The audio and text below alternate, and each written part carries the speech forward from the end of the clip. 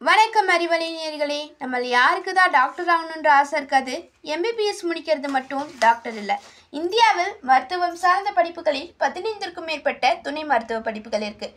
PharmD பற்றி கேள்விப்பட்டிருக்கீங்களா? ஃபார்ம்டிங்கிறதும் ஒரு மெடிக்கல் கோர்ஸ் தான், டாக்டர் ஆஃப் ஃபார்மசி. நம்மள நிறைய பேருக்கு இந்த கோர்ஸை பற்றின அவேர்னஸ் இல்லை. மருந்துகள் உற்பத்தி பண்ணுறதும் அதன் பயன்பாடுகளை பற்றி படிக்கிறது தான் இந்த கோர்ஸ். இந்த கோர்ஸை ஃபுல்லாக முடிக்க 5 வருஷம் படிக்கணும், 1 வருஷம் இன்டர்ன்ஷிப் இருக்கும். 12th கம்ப்ளீட் பண்ணிவிட்டு ஃபார்ம்டி கோர்ஸ் டேரெக்டாக பண்ணும்போது நம்ம பேருக்கு முன்னாடி டாக்டர் அப்படிங்கிற ப்ரொஃபெக்ஸை யூஸ் பண்ணிக்கலாம். நம்ம பேருக்கு முன்னாடி டாக்டர் அப்படின்னு போடுறதுனால ஓன் கிளினிக் ரன் பண்ண முடியுமான்னு கேட்டிங்கன்னா முடியாது. என்னதான் நீங்கள் டாக்டருக்கு ஈக்குவலாக ட்ரீட் பண்ணப்பட்டாலும் டாக்டருக்கு கீழே தான் ஒர்க் பண்ண முடியும். ஒரு கேஸை ஐடென்டிஃபை பண்ணி அந்த ப்ராப்ளமை டயக்னோசிஸ் பண்ணுறது டாக்டரோட வேலை. அதோட மெடிசன்ஸ் கொடுக்கறது மேபி உங்களோட டியூட்டியாக இருந்தாலும் உங்களால் தனியாக கிளினிக் வைக்க முடியாது. தனியாக ஃபார்மசி வைக்கலாமான்னு கேட்டிங்கன்னா கண்டிப்பாக ஒரு நல்ல ஸ்டாண்டர்டான ஃபார்மசி ஓப்பன் பண்ணி ரன் பண்ணலாம். நீங்கள் எதை பற்றி மெயினாக படிப்பீங்கன்னா ஃபார்மசி, ட்ரக் டிஸ்ட்ரிபியூஷன், அதோட காம்போசிஷன், அது எப்படி நம்ம பாடியில் மெக்கானிசம் ஆகுது, எப்படி ஒர்க் அவுட் ஆகுது, அந்த மெடிசன்ஸ் எப்படி எக்ஸ்க்ரீட் ஆகுது, எப்படி டிசீஸை க்யூர் பண்ணுறது அப்படின்னு ரிசர்ச் பேஸ்டாக இன்டெப்த்தாக படிப்பீங்க. ஒரு டாக்டர் கூட அவங்க சப்ஜெக்டில் ஃபார்மசி பற்றி இவ்வளோ படிக்க மாட்டாங்க. ஆனால் ஃபார்ம்டி படிக்கிற ஸ்டூடெண்ட் அவ்வளோ ஆழமாக படிப்பாங்க. 12th கம்ப்ளீட் பண்ணிவிட்டு ஃபார்ம்டி படிக்கணும்னு நினைக்கிறவங்களுக்கு இந்த 6 இயர்ஸ் கோர்ஸ். பிஃபார்ம் பண்ணிவிட்டு ஃபார்ம்டி படிக்கணும்னு நினைக்கிறீங்கன்னா ஃபார்ம்டி படிக்கிற ஸ்டூடெண்ட்ஸோட 4th இயரில் லேட்டரல் என்ட்ரியாக ஜாயின் பண்ணிக்கலாம்.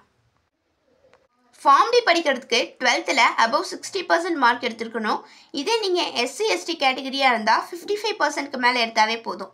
Physics, chemistry, biology, physics, chemistry, botany, zoology, physics, chemistry, computer science எடுத்தவங்களும் இந்த கோர்ஸை படிக்கலாம். நம்ம சப்ஜெக்டில் ஃபிசிக்ஸ், கெமிஸ்ட்ரி மெயினாக இருந்தாவே போதும். முக்கியமான விஷயம், இந்த கோர்ஸை கம்ப்ளீட் பண்ணுறதுக்கு நீட் கம்பல்சரி கிடையாது. நம்மள நிறைய பேருக்கு இந்த கோர்ஸை பற்றின அவேர்னஸ் இல்லை. அதுக்கு 3 ரீசன் முக்கியமாக சொல்லப்படுது. இந்த கோர்ஸ் நம்ம இந்தியாவில் 2008 தான் இன்ட்ரடியூஸ் பண்ணப்பட்டு ஃபார்மசி கோர்ஸில் அப்ரூவ் ஆன கோர்ஸ். அது மட்டும் இல்லாமல் இந்த கோர்ஸை கவர்மெண்ட் காலேஜ்லேயோ கவர்மெண்ட் சீட்ஸ்லேயோ படிக்க முடியாது. மேனேஜ்மெண்ட் சீட்டில் ஒரு சில ப்ரைவேட் காலேஜஸில் மட்டும்தான் படிக்க முடியும். ஃபார்ம்டி படிக்கணும்னு நினைக்கிறீங்களா? ஃபாரினில் போய் ஒர்க் பண்ணணுன்னு எய்ம் பண்ணுங்கள். ஏன்னா ஃபார்ம்டி படிக்கிற ஸ்டூடெண்ட்ஸ்க்கு ஃபாரின் ஆப்பர்ச்சுனிட்டிஸ் ரொம்ப அதிகம். நம்ம இந்தியாவில், அதுவும் தமிழ்நாட்டில் இவங்களுக்கு அந்தளவு மதிப்பு மரியாதை கிடைச்சிருக்கானா ப்ராக்டிக்கலாக சொல்லணுன்னா இல்லை. இங்கெல்லாம் அவங்க ஒர்க் பெரிய அளவு டிஃபைன் பண்ணப்படலன்னு தான் சொல்ல முடியும். இதுவே நீங்கள் ஃபாரின்லலாம் பார்த்தீங்கன்னா ஒரு டாக்டர் இருக்காருன்னா அவருக்குன்னு ஃபார்ம்டி படித்தவர் ஒருத்தர் இருப்பார். ஃபார்ம்டி படிச்சுட்டு ஃபாரின் போனீங்கன்னா நீங்கள் ஒரு டாக்டருக்கு ஈக்குவலாக இல்லைன்னா அவங்கள விட அதிகமாகவே ஏர்ன் பண்ணலாம். ஃபார்மசி படிச்சுட்டு நீங்கள் என்னென்ன சைடு ஒர்க் பண்ணலான்னு கேட்டிங்கன்னா பிஃபார்ம், எம்ஃபார்ம் படிக்கிற ஸ்டூடெண்ட்ஸ்க்கு டீச்சிங் பண்ணலாம். MSc கம்பெனியன், pharmaceutical, corporate sector, research சைடுன்னு நிறையா இருக்குது. உங்களுக்கான ஆப்பர்ச்சுனிட்டியை நீங்கள் தான் தேடி கண்டுபிடிக்கணும்.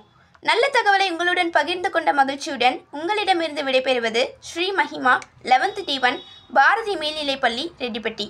அதுவரை தொடர்ந்து இணைந்திருங்கள். இது உங்களுக்கான அறிவலை பாட்காஸ்ட். நன்றி.